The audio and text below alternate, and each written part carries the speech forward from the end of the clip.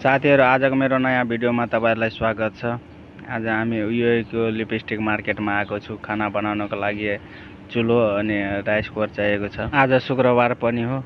हेर्नु कतिको के अफर छ। यहाँ 110 रुपैयाँको सामान 79 रुपैयाँमा पाउँछ। हामीहरु अहिले माथिको तलामा छ। तलको नजारा कति राम्रो देखिरहेछ यार। बिना अफरमा भएकै चुलो मन पर्यो किनकि त्यसको रेट पनि कम, अलिक क्वालिटी अलिक नराम्रो लाग्यो। त्यही भएर यही बरु 2 रुपैयाँ महँगै परोस् केही छैन।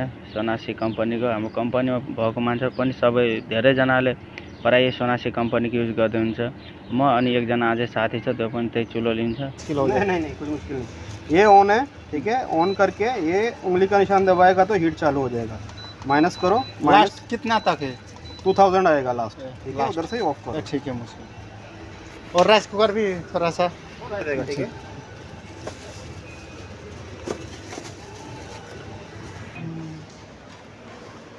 कितना घंटा उसमें चार्ज होता है? इसमें 4 घंटा। बच्चाहरूले खेल्ने कारहरू कति राम्रो राम्रो छ। फरारी कारहरू, साइकल पनि।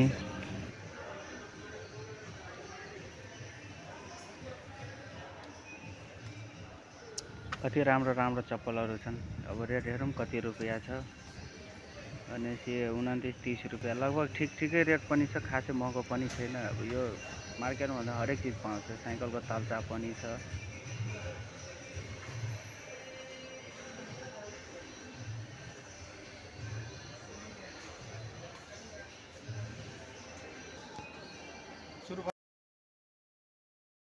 यो कति राम्रो छ बच्चाहरू खेल्नको लागि।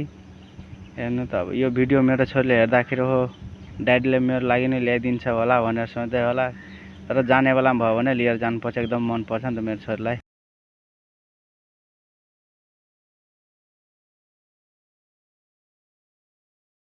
कति राम्रो खुर्सानी कागज छ यहाँ। हेर्दा त्यस्तो लाग्छ कि पुरा ओरिजिनलै हो, तर यो प्लास्टिक हो।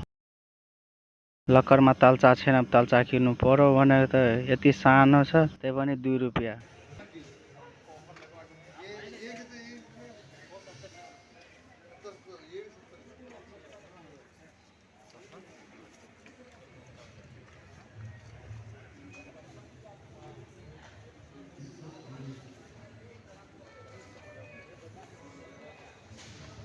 बच्चाहरूलाई खेल्ने गाडीहरू त यहाँ छ। खतरा खतरा कार छ, बाइकहरू छ, प्लेन पनि छ। कति राम्रो राम्रो। हामीले राइस कुकर चुल्हा पनि किनिसक्यो 2 सेट, किनकि 2 जना छौँ नि त। अब यो सानो ट्रोली लिएर यो सिँढीबाट जाँदैन। अब यो लिफ्टबाट जानुपर्छ। जाउँ। यहाँ दाबनु पर्दैन होला, पर्दैन आफै जान्छ। वान फ्लोर है? वान होइन तल क्या जी जी जी गो भन्नु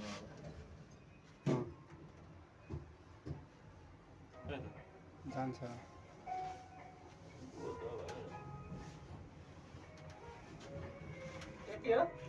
तल्लो फ्लोर फेरि माथि तल हेरेर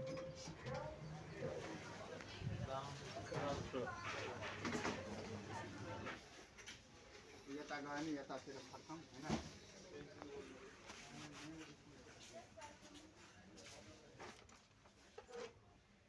कति रुपियाँ छ यसको? दामै देखाएको छ।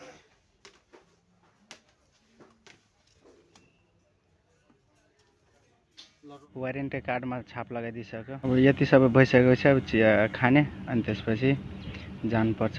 साँझ पनि परिसक्यो, तर यहाँ भित्र त थाहै हुँदैन किनकि एसी धेरै लाइटहरू हुन्छ। त्यही भएर साँझ र बिहान परेको महसुसै हुँदैन।